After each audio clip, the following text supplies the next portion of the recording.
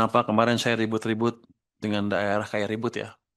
Woi daerah belanjain uangnya. Tapi sebelum ke daerah kan saya di pemerintah pusat dulu.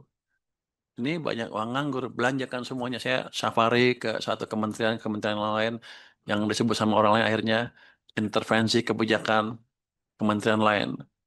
Saya nggak intervensi kebijakan. Saya hanya datang ke mereka, program Anda apa? Habisin uangnya. Apa yang saya bisa bantu? Kenapa? Kalau nggak kan uangnya nganggur, satu, saya bayar bunga untuk yang nggak dipakai. Yang kedua, ekonomi lagi susah nggak kedorong. Habis itu udah mulai menyebar di kementerian, kayaknya udah pada sebelah sama saya tuh. Biar aja. Terus, ya tugas saya cuma itu kan. Kalau nggak kita susah juga. Kalau nggak itu nggak balik tuh tadi. Terus habis saya lihat daerah juga sepertinya ada uang yang bisa dimanfaatkan di sana. Saya bukannya sentimen sama daerah. Saya justru ingin mereka belanjakan lebih cepat supaya ekonominya jalan sinkron dengan kebijakan ekonomi yang dijalankan oleh pemerintah pusat. Jadi kalau ada daerah yang tersinggung, saya mohon maaf. Tapi ya kerja yang bener lah, habisin tuh duit.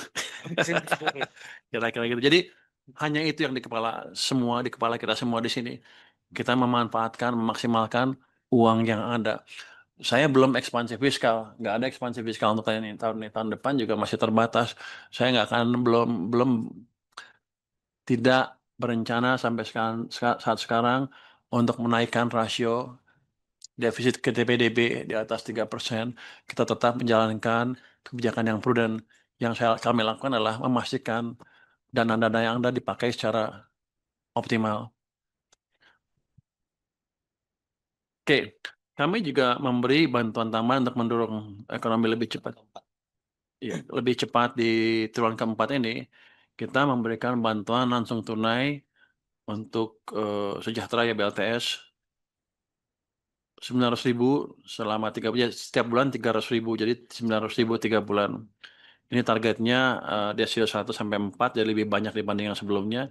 Itu 35,05 juta KPM, keluarga penerima manfaat. Kami alokasikan 31,5 triliun. Sekarang udah 18 triliun cair, sisanya akan dipercepat karena sebagian yang 3 dan 4 harus lewat kantor pos ya. PT Pos, jadi mereka mesti perbaiki lagi si datanya, bukan datanya, prosedurnya. Jadi harusnya sih minggu ini bisa cair semua. Minggu ini jalan. Jadi saya harapkan November udah habis semua ini yang 31. Jadi memberikan dorongan tambahan lagi ke perekonomian. Orang pikir saya baik, bukan baik.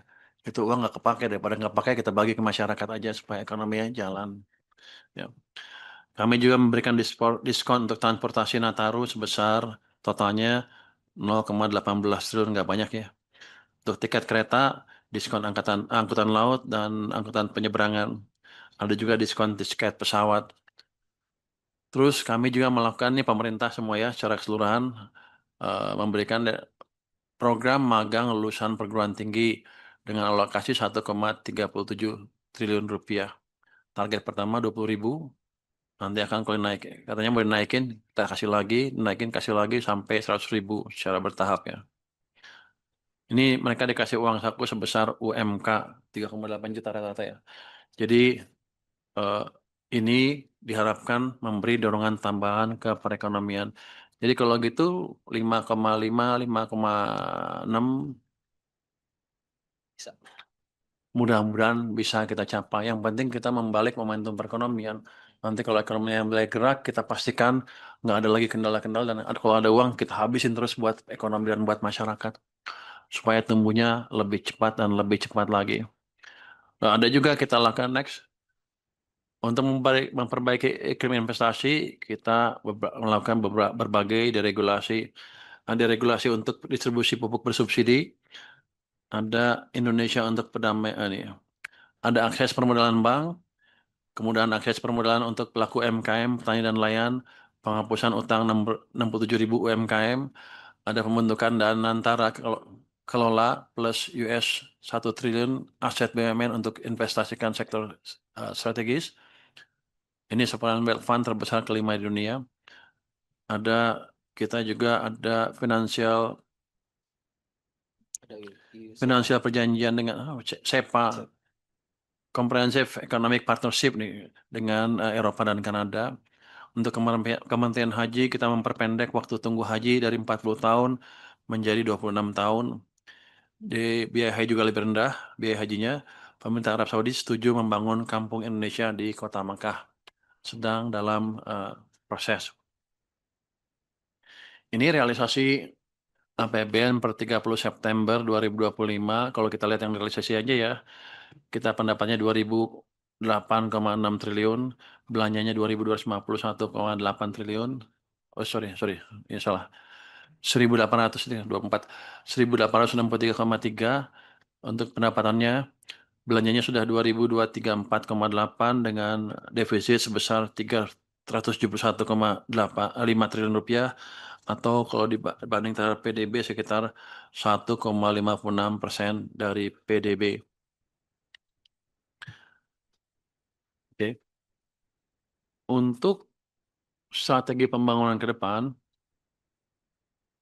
ini kita bilang, ini saya yang bilang ya, strateginya adalah Sumitonomics. Boleh nggak ngomong gitu ya? Kira-kira begitu. Karena sebagian orang yang ngerti kenapa ada BG, apa, MBG, kenapa ada sekolah, kenapa ada itu, sekolah gratis. Jadi 3 pilar pembangunan Sumitonomics adalah pertumbuhan ekonomi yang tinggi, pemerataan manfaat pembangunan, stabilitas nasional yang dinamis. Yang tadi itu adalah 2 dan 3, pemerataan manfaat pembangunan dan stabilitas nasional yang dinamis. Karena kalau pembangunan yang merata biasanya ekonomi cenderung stabil. Yang kurang kemarin adalah pertumbuhan ekonomi yang tinggi, masih cenderung melambat.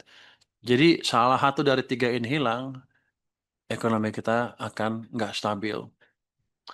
Jadi kita coba ciptakan tadi yang agak tertinggal tadi dengan menggalakkan 3 mesin pertumbuhan, yaitu fiskal, keuangan, dan memperbaiki iklim investasi, artinya swasta juga jalan.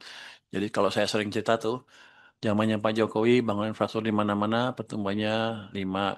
Zamannya Pak SBY, pembangunan infrastrukturnya nggak terlalu banyak, tapi swastanya yang gerak karena bunganya kreditnya lebih cepat tumbuhnya, dia bisa tumbuh 6. Kalau saya aktifkan dua-duanya gimana sekarang? Fondasinya 6, tambah pemerintah yang 5 tadi mesti ada. 5, 6, 6,5 itu nggak terlalu sulit untuk dicapai dengan kondisi yang sekarang. Sitaris Paribu saatnya saya belum perbaiki iklim investasi dan lain-lain. Kalau kita perbaiki yang lain-lain itu, harusnya pertumbuhan ekonomi kita bisa lebih cepat lagi. Tapi itu nggak akan gampang. Kita akan berusaha. Tapi kalau kita tahu kuncinya, kan tinggal kita jalankan saja. Saya minta dukungan DPD dalam hal ini untuk mendukung kami, Kementerian Keuangan dan pemerintah, untuk memastikan 3 pilar ini bisa berjalan dengan baik.